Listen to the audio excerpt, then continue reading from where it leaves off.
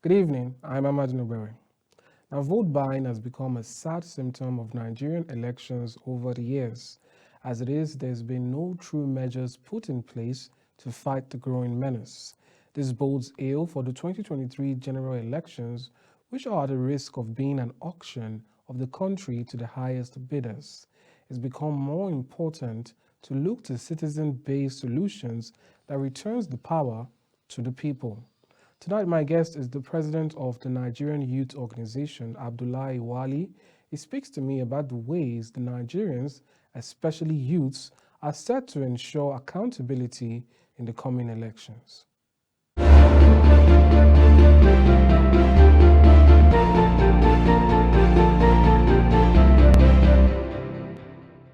All right, Alhaji Abdullahi Wali, welcome to Top Talk. Thank you. Thank you for All having right, me.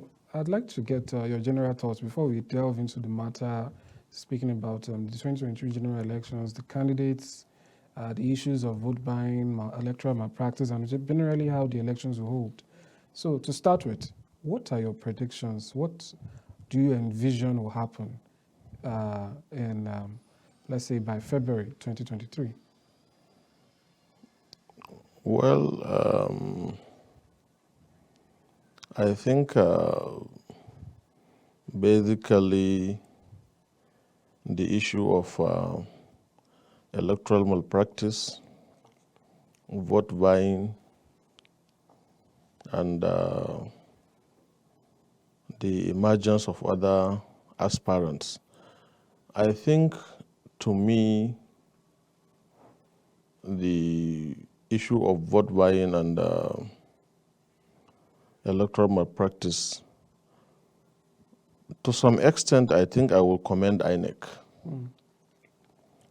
Because you could see with this electoral reform, actually, we have a case study like in Cross Rivers, when the ruling party lost out to an opposition because of the way, to some extent, INEC really tried to address this issue of malpractice and vote buying, because I try to dig more into that issue about the preparedness of INEC, because 2023 general election is one election that everybody is actually interested in. All of us are critical stakeholders, because with the current realities in the country now, the security challenge, economical, social, and other issues bedeviling our nation, the Nigerian nation, is really quite alarming. So Nigerians are actually now very interested in who is to take charge of the Nigerian nation. And to me, I would say Nigerians should look beyond party lines.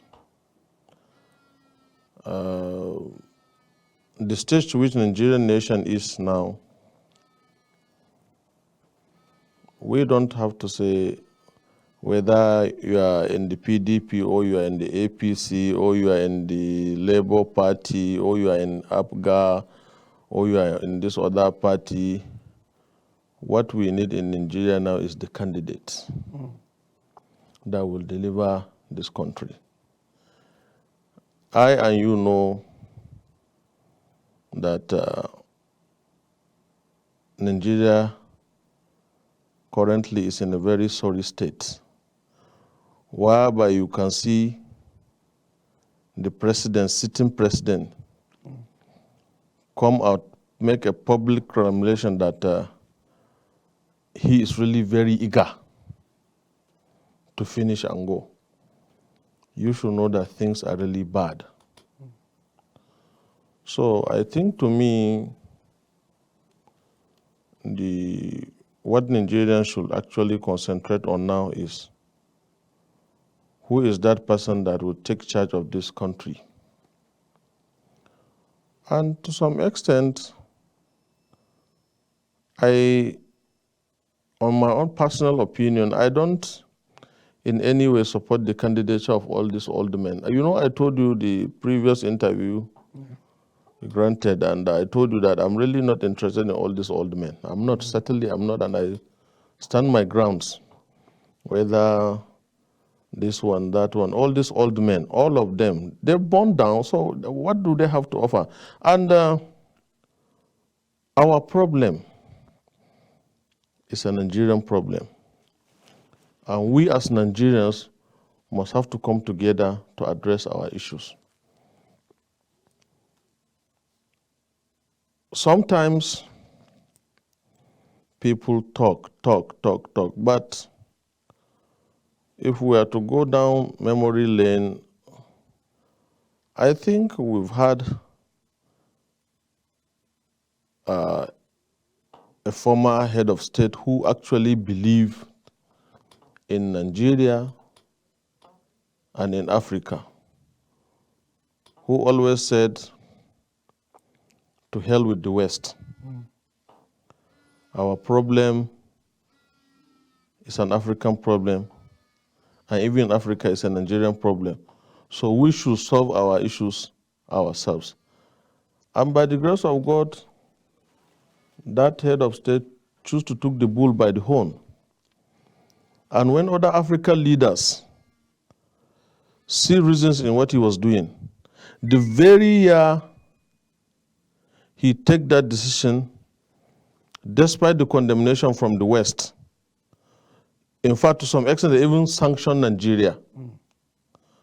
But knowing what this man has at heart for the continent, the African continent, they made him chairman of African OAU chairman. And by the grace of God, I can confirm to you, ever since that man died, I don't think we've ever had it right in this country like that time. Because it was only that time you go to the market, in the morning you buy something of 10 naira. In the evening you go back, you get it 7 naira. Things were coming down. Nobody was shooting. Nothing was going up actually. Everything was coming down. Everything was coming down. The dollar, the exchange, everything by the grace of God. So this man really tried. So if we are to view it generally, there are people who actually work with it. I'm not really here to campaign for anybody, but I'm just telling you my own personal opinion.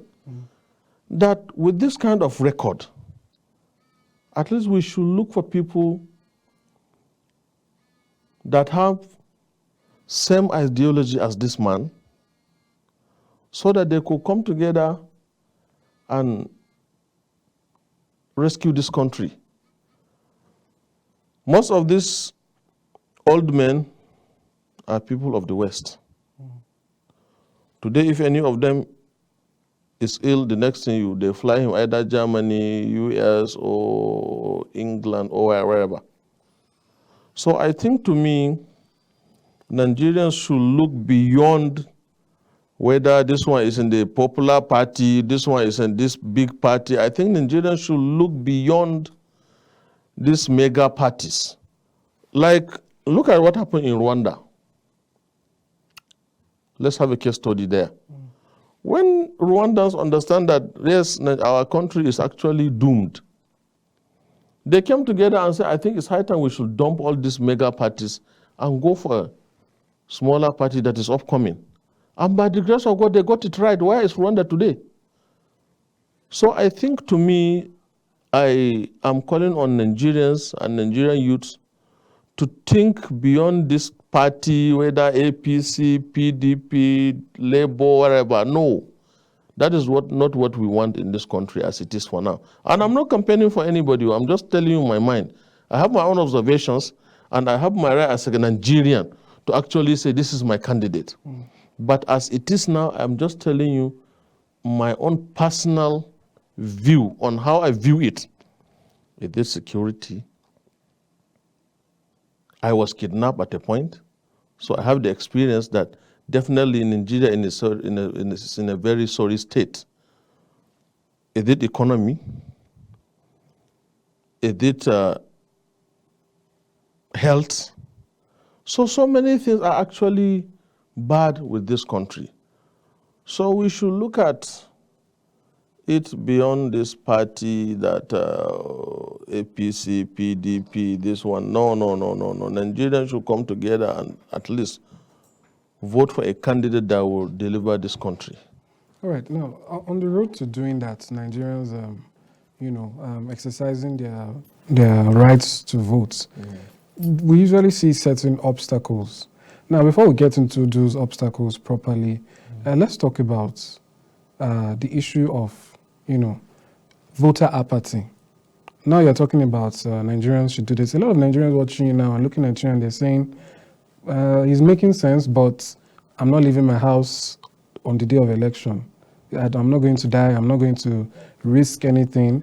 I'll just stay here. Whatever happens, fine. A lot of people actually have candidates in their hearts, but they're not ready to actually go out.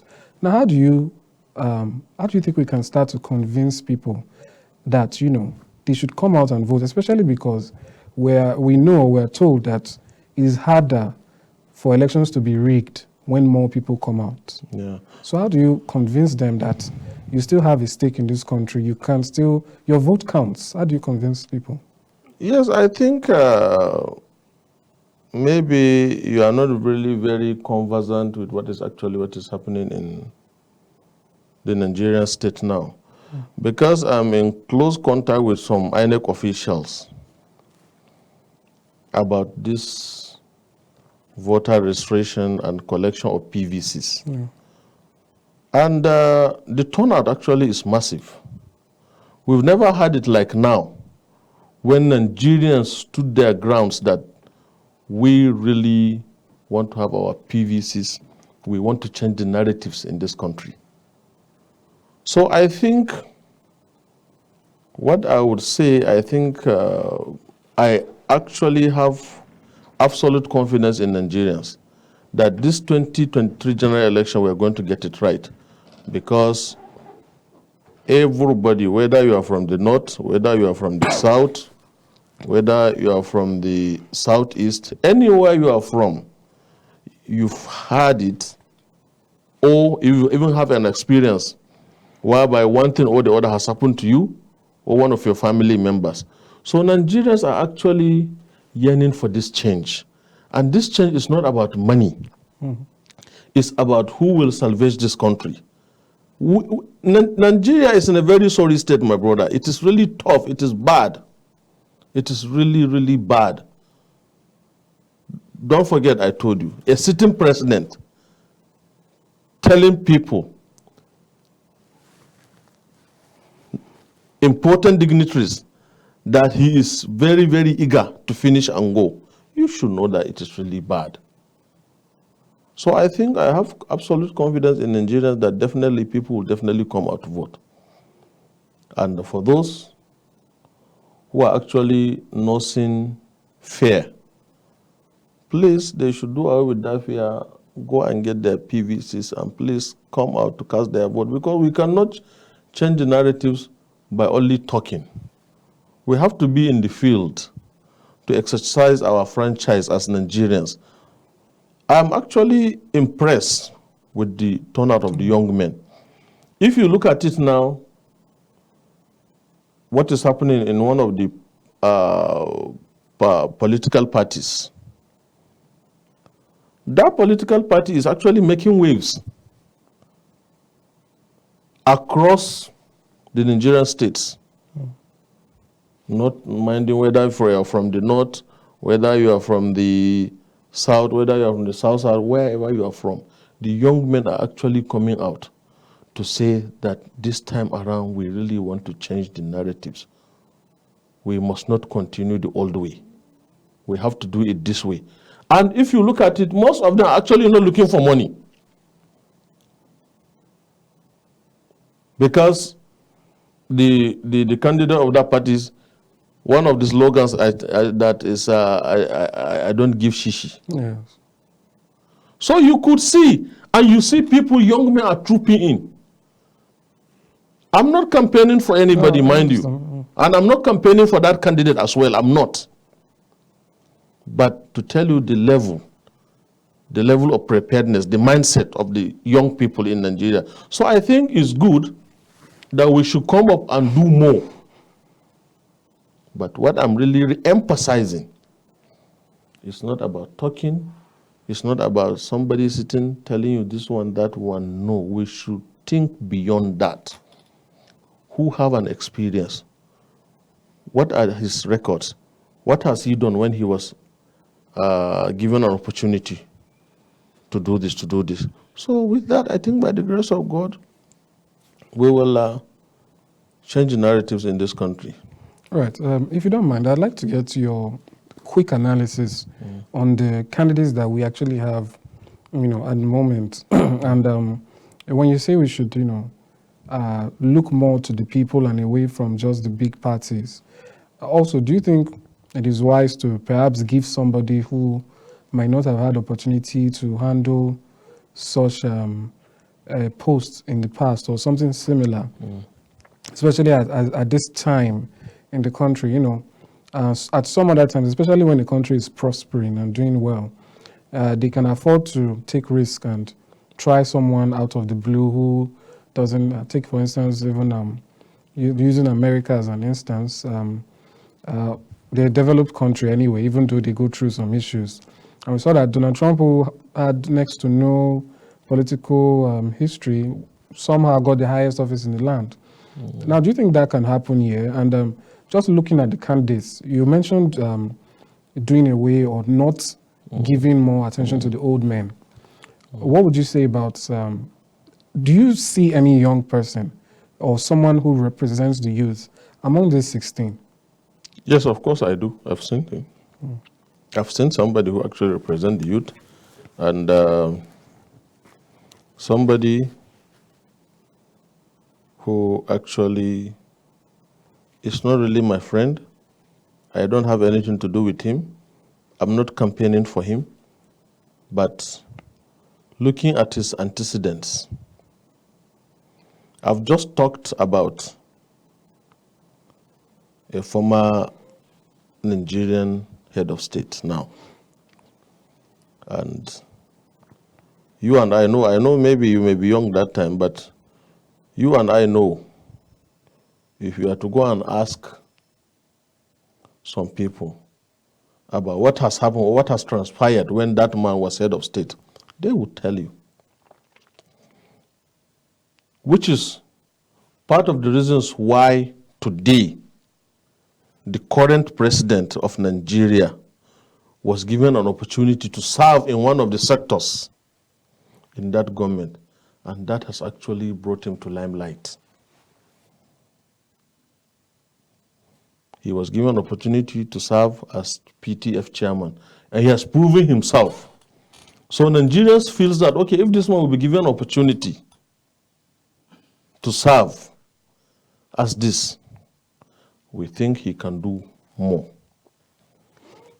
But before then, you should ask then, okay, before the former head of state invited him to say, okay, come and have this, there are people who masterminded it.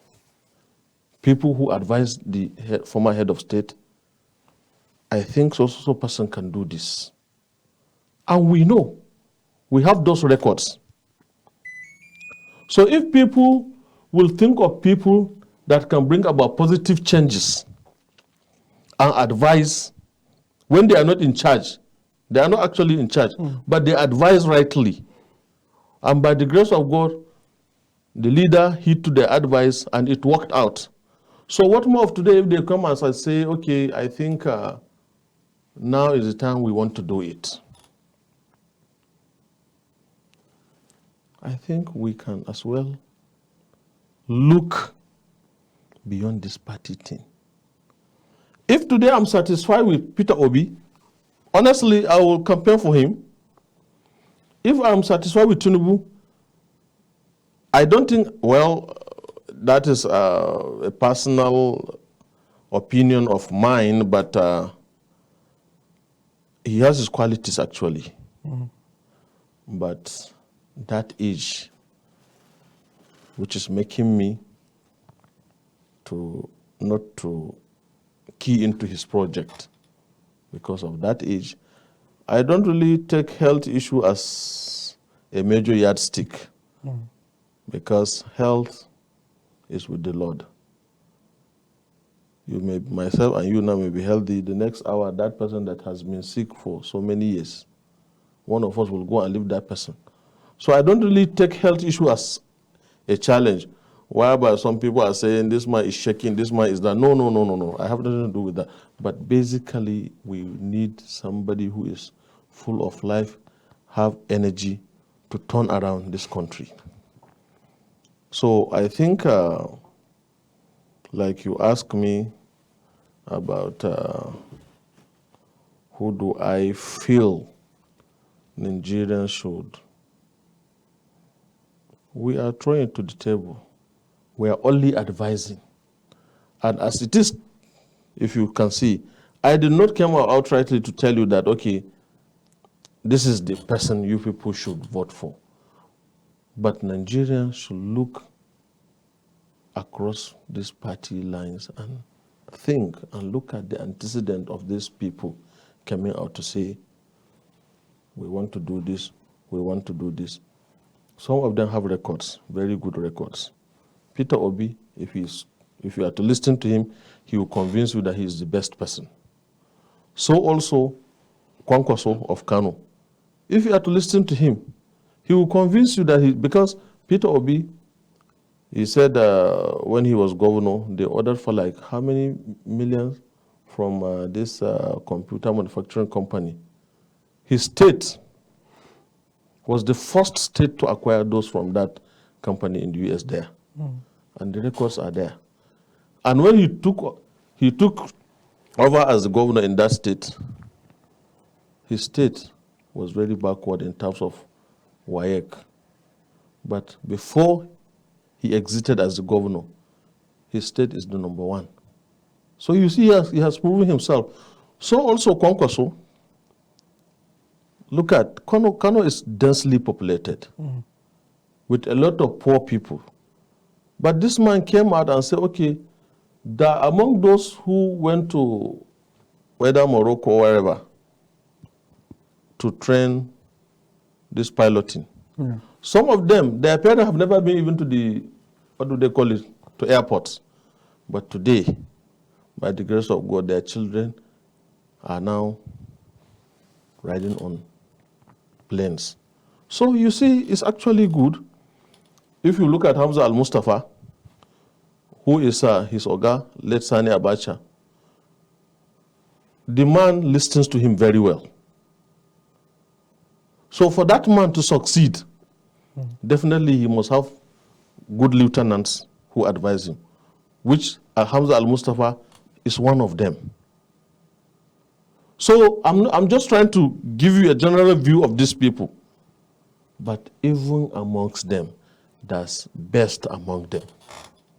So Nigerians should look towards that and let's have it right, for God's sake, this time around. Right, that's fair. Now let's talk about the youths and their power in all of this. I was at an event the other day and one of the guest lecturers spoke about bargaining power and how blocks or groups of people can come up with, say, this is what we have and this is what we're using. And he spoke about the need for, youths to be able to speak, which he said that youths need independence. He said basically like a parent and a child, even though, yes, you always be a parent of the child, if the child gains the level of independence, there's some level of respect given to him. This is a man of his own, this is a woman of their own. And taking that into the context here is the high rate of unemployment, the poverty level and all that. How do you think youths can begin to empower themselves so that when issues of vote buying, issues of electoral malpractice, when one rich politician says, come, we will share this amount of money, they can say, you know what, I'm gainfully employed, or I have this and I'm doing. How can they do that in the meantime while the government doesn't seem to be really helping the matter with the high rate of unemployment, about 33%, as at the last time I checked? So how do you think youths can begin to empower themselves? Well, that issue is one other issue that has been ringing a bell in my head, and it's a time bomb. Because, mind you, I'm from the north. And if you are to look at it critically, if you cut across the regions, you will see that the north, I can say, is mostly affected. And the elites, unfortunately, deliberately choose to impoverish that constituency, which is the youth constituency.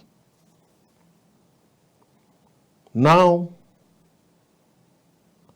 I told you I was a victim. I was kidnapped. Let me tell you, when I was with them under captivity for 18 days,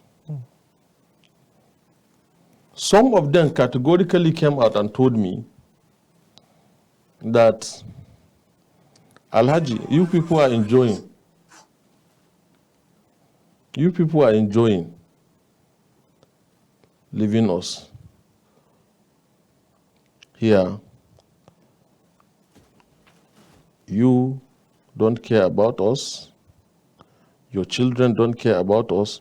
So you choose to have a place like the GRA and what have you that is for elites.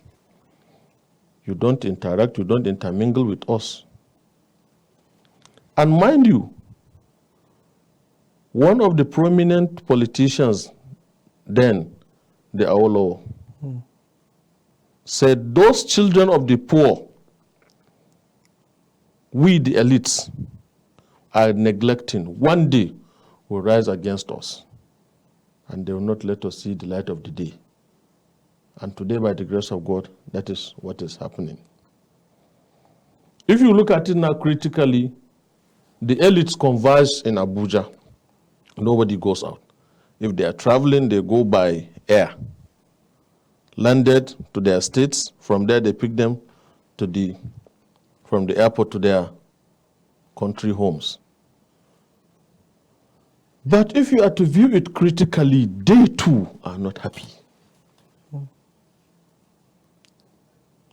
And who is the cause? They. Because they don't help the young men. Like you rightly said, the level of unemployment, I believe by now it should be more than that at 3%. One other critical factor which I feel the federal government should have embraced was this crypto coin issue when it came up. But unfortunately, and that is why one sector that by the grace of God, the youth will have a means of survival, will have a means of livelihood. But unfortunately, I don't know what is wrong with our government. They deliberately choose to crash that program. Because had it been they allowed that program to continue, I can assure you a lot of youths, a lot, millions of youth will be financially independent. Now, where is the crypto coin and what have you? It was killed by the CBN and the federal government. So you see, these are some of the issues that are actually disturbing this country. If we say we are copying from the West, do they do it with cryptocurrency? It's still functional. They use it. So why is it that in Nigeria, and still we come out, we say we are fighting insecurity, insurgency, kidnapping, armed banditry? Most of these young men, the perpetrators, are young men. They told me, they say, Alhaji, you people don't care about us. In fact, one dangerous thing they told me particularly was that, Alhaji, you are in Kaduna, you live in Kaduna. We can confirm to you that in every area of Kaduna State, Malali, Anguwan Rimi, Rigasa, Barnawa, they said any prominent figure that lives around those areas, they have their datas.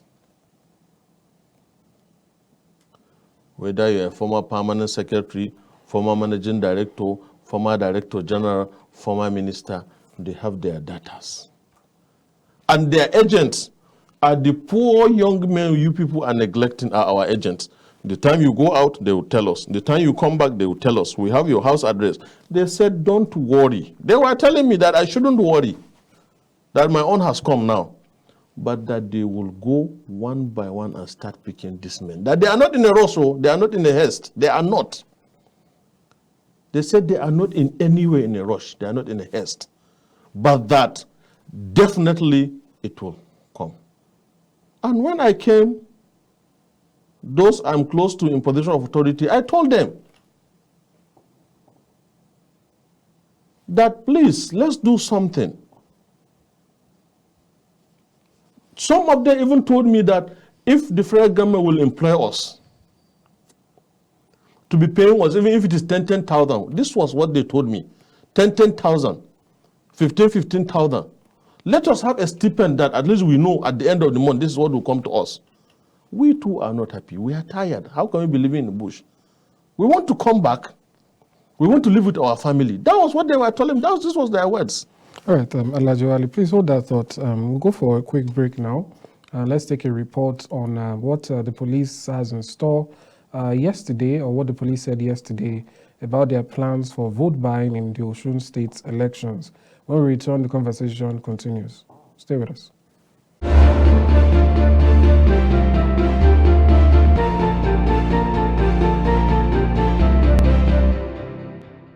We have warned people at the stakeholders meeting that it is an offense. We have warned people at the stakeholders meeting and at every forum that we have had the opportunity to talk to the public. We warn them that vote buying, vote selling is a crime under the new acts, and everybody will be responsible for his own conduct. Even we ourselves as INEC officials will be responsible for our conduct individually. So those that have anybody caught tomorrow vote buying will be handed over to the appropriate security agencies. While responding on the issue of vote buying, the first public relations officer, Olumuyiwa Adejobi, who spoke with Kaftan TV, said that the police authority has concluded arrangement with the Economic and Financial Crimes Commission, EFCC, to arrest anyone caught in the act of financial inducement during the election process. Another service commanders, including the Inspector General of Police, they have decided to include EFCC into the ISS Inter-Agency Consultative Committee on Election Security. It's a body comprising the Inspector General of Police, the police, and some of these federal-owned outfits that are working for better security of elections in Nigeria. So they've incorporated EFCC into this body. It's a specialized unit, as you know, to go for investigate financial crimes. So they were in Ekiti and they picked some people, but I don't know. They had to give us update on that. But we have decided to work with them in Osun State now, because people have been calling our attention to this, and we want to actually go after these people who might want to be buying votes or seducing electorate. So we are going to beam our searchlight on them.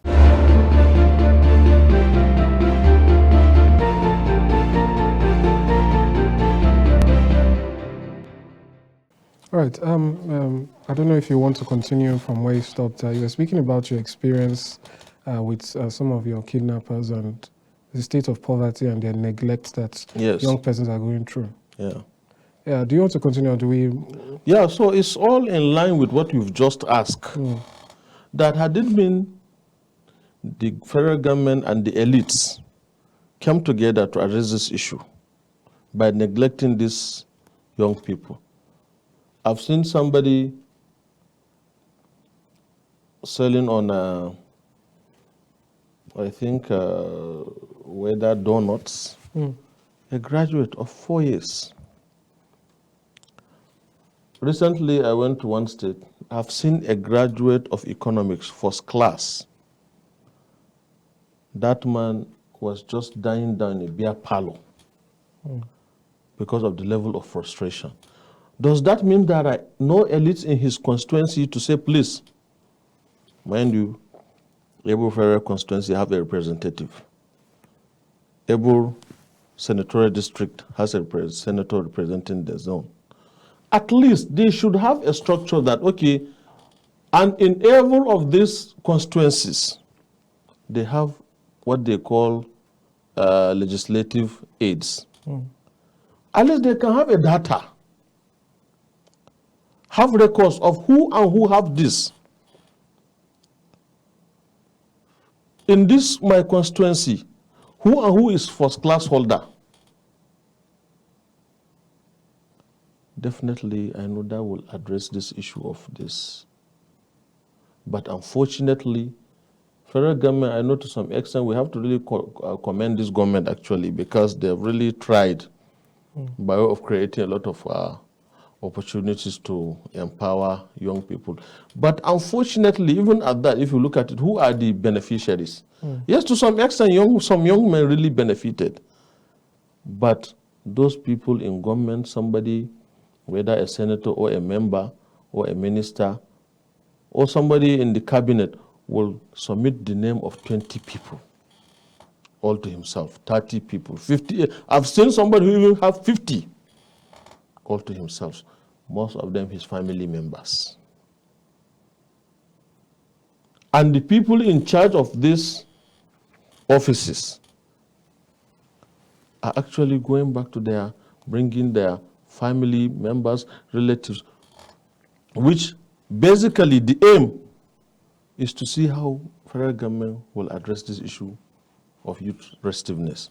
But unfortunately, the program has not been properly harnessed.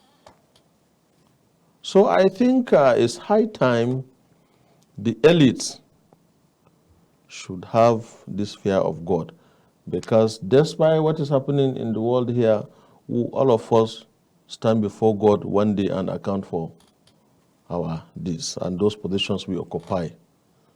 So, and to youth as well, I'm calling on them to still see reasons and join issues with me to not engage themselves into these social vices, kidnapping, banditry, and all that. Yeah, we know it's quite frustrating, but even at that, we still have to talk to ourselves. And as for the elites, they said, there's this saying that said, what is that? What did they say it?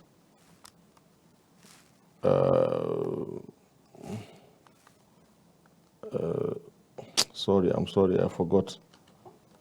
So I think it's high time the elites should come together and please talk to themselves to see how we can come together and address this issue, because it is really, really, really bad.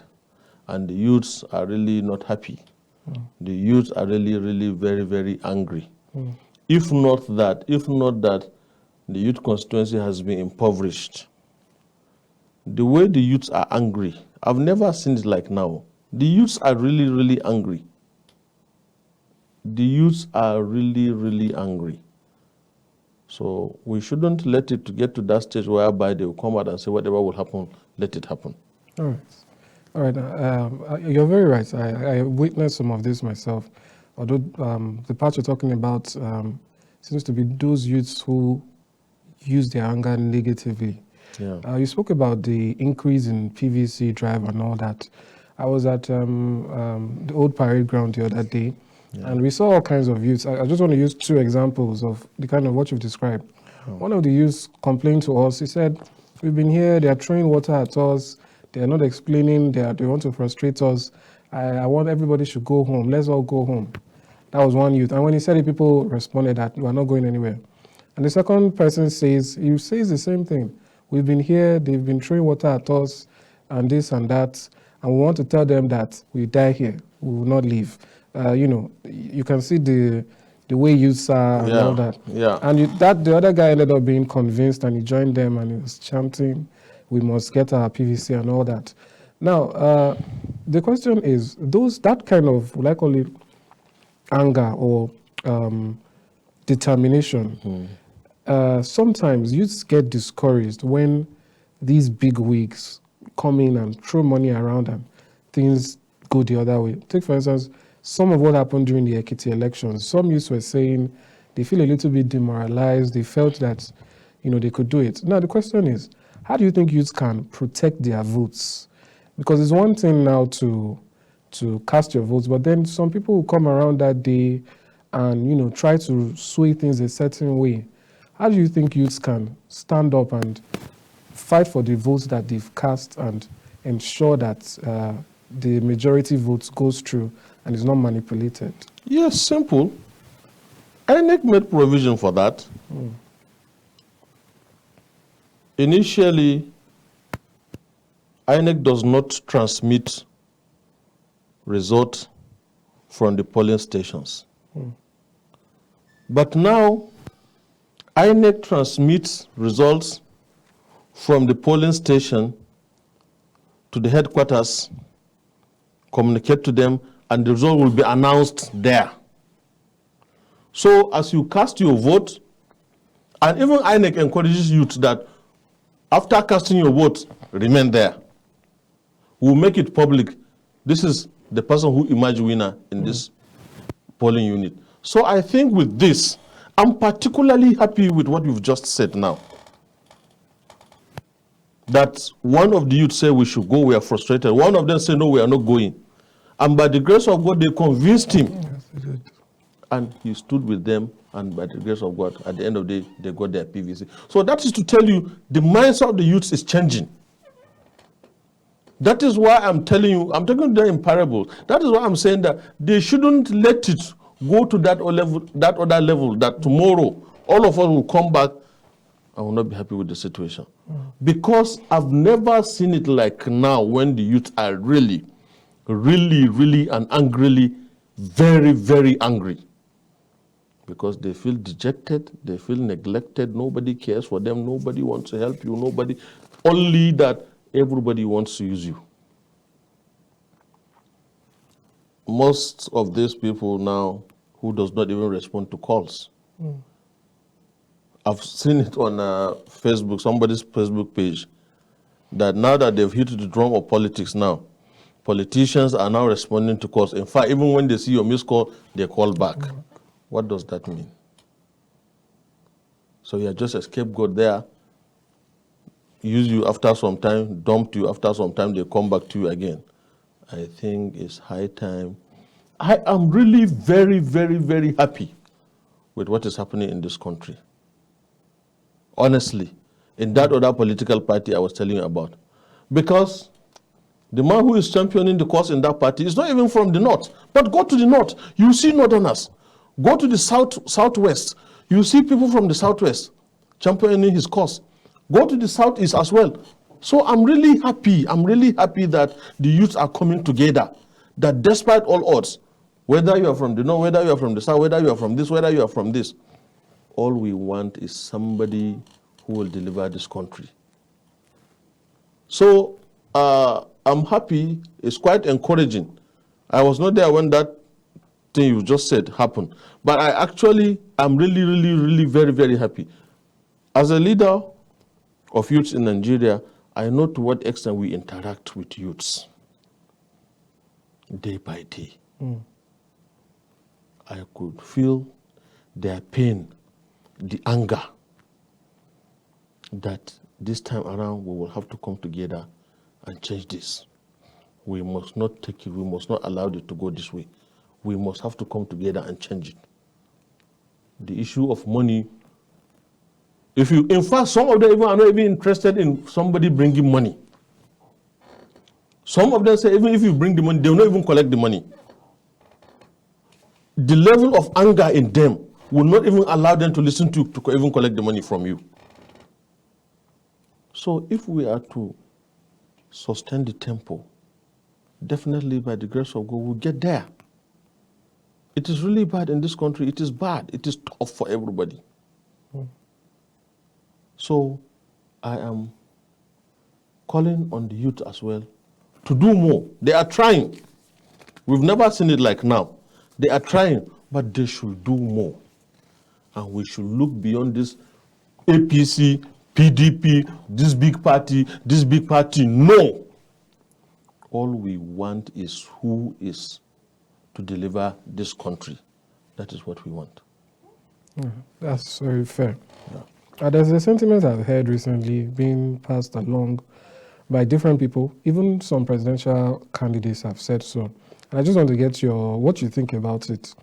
When it comes to this issue of buying votes or money, the advice is that to youths and to anyone out there is take the money and then vote your conscience. Yeah. And that it is your money. You don't have to worry about take the money and then, I don't know, what do you think about that? Yeah, it's okay. It's very okay. Take the money, vote your conscience. But to tell you to what extent the youths now are angry and prepared, some of them are not even willing to even listen to you. Not minding their state of poverty. They don't really care whether I am poor, whether they don't just seem to care. You understand? All they want is somebody who will deliver this country. So I'm actually happy that, and that one has been on for so many years, that if anybody come to you and give you money, take the money and vote your conscience. But to some extent, like you said, some people, their state of poverty can easily be influenced. Because you meet a young man who his father or his mother is there in a hospital bed because of 20,000. When you come around him, I give him 15,000. That you want to see him to confirm that he is voting for you. So in such a situation, what do you do to that youth? No matter who you are, no matter how you feel about it, you definitely must have to feel sorry for that young man or young woman. But in a situation whereby the youth now feel we don't even want to listen, you and your money, to hell with you. We don't even want to. Because to some extent, there are people that have power in their tongues. Once you listen to them, they convince you. So I'm actually delighted that some of them are even coming out that we are even not going to listen to them. We are not, that money you come with, carry it is your own, we don't even want to know. And this is the mindset. As I'm telling you, this is the mindset. If you go to the south, it's the same thing. If you go to the north, it's the same thing. If you go to the southwest, it's the same thing. So we pray that by the grace of God, we should be able to sustain the tempo so that on election day, we will now vote for our conscience. Somebody who will deliver this country. One of the other critical factors that is actually killing us is interest. I know this candidate. My father know him. He's a friend to my father. He's a friend to my elder brother. I think if he's there, he will look after our family to the detriment of the entire country. Only few individuals will enjoy the system. But at last, no matter what you get, no matter what you enjoy out of the system, when the chips are down, it will consume you as well. You will not be spearheaded, nobody. So it's good that things are coming this way and the youths are trying to address this issue this way, trying to change the narratives of this country this way. So I'm actually very, very happy. But I'm still re-emphasizing that we should not consider all these big parties. Because to me, the APC, the PDP, I don't see anybody there. That is to me. The APC and the PDP, I don't see anybody there. And Nigerians should sit down critically and look inward that among these smaller parties, there are good people, there are good candidates that will deliver. They should go through their record. They will see that definitely these guys are ready and they can do it. Is it the age? Is it the energy? Is it the experience? They have acquired virtually all. So I think that's my stake on that. All right, that's very fair. Now let's talk about, youth doing more than just supporting from the outside. An argument we've been hearing, mostly from the big parties you mentioned, is that you're not going anywhere, you don't have structure. That's a constant argument. There's no structure and you can't do it. So I wonder, how do you think youth can begin to do that? Take, for instance, when youth identify that this person, I think is okay, I think is good, how do you think they can begin to organize and structures that rival? Okay, fine. You've just raised an observation about Donald Trump. Was he having a structure before he emerged as the American president? None, because he was not in the political space of the American political system. Obama was just a one-time senator. What structure has he? None. But people listening to him feels him that definitely this guy can do it. So we should look beyond this structure, wherever. We are the structures. The youth, we are the structure. If we choose to come together and say, okay, this is our person, we give you structure. The issue of whether this person does not have structure, no, this person does not have, which structure? What is structure? Corrupted structure? What happened? Their primaries. You could see, I was just in my house, a friend called me from the southeast and said, Alhaji, please, how can you help me? I said, what? He said he wants to be a delegate. That all he wants is to be a delegate. I said, how do you mean being a delegate? He said that now waiting the rain now, delegate. Some of these candidates brought in volume vans to buy delegates. Are you still expect good out of that person? None of them will come out today and tell you that he did not spend billions of naira to get his ticket as the candidate of a political party. Right? And the same person you want him to come tomorrow. Some of them, their children live like movie stars. Their wives, their children lived like movie stars. And that is the same people that will come and preach to us that, vote for me, I will make it better for you. How? So the issue of structure, please, Nigerians should do away with that structure wherever. Nigerians should look beyond that structure. Nigerians, we are the structure. If we choose to go by you, we'll give you structure. Look at what has happened. Somebody was telling me most of these governors coming together to say, this is the person we want, this is the person we are supporting, to the detriment of their people. And somebody was telling me as well, the money one of the candidates give to every governor, that they were being given money to bring their delegates from their state to support that candidate. What does that mean? Is that the way to get it right? So it has become It has become this that Nigerians no longer have a stake. It is what the governors want we do. They sold out to these candidates. No. Please, we should change the narratives. Please. It's high time we should disappoint these governors. They are our common enemies who lived with us, drink with us, dine with us, but they are our common enemy. It's high time Nigerians should rise against all these Nigerian governors because they are not helping matters. I'm sure it's not something I will tell you on national TV, but a lot of prominent people are not, including those in position of authority, are not happy with what has transpired during these primaries. If you go to the elders, they will tell you, the real elders who have this country at heart are not happy. The real politicians who actually have this country at heart are not happy.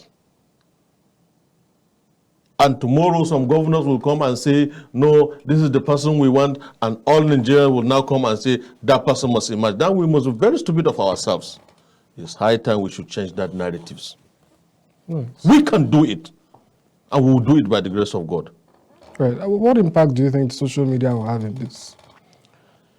Yeah, social media will have a significant impact, but unfortunately, only if it is being properly checked. Because like you journalists, most of these TV stations, NT and other TV stations as well, always talk about fake news. And most of these bloggers and operators of this social media, wherever, most of them promote hate and fake news. If we say we are copying from the West, that is not the way the West go about it. They promote positive propaganda, not negativity. But in the Nigerian context, we promote only the negative propaganda. So I hope Nigerians will see reasons with me and try to address this issue.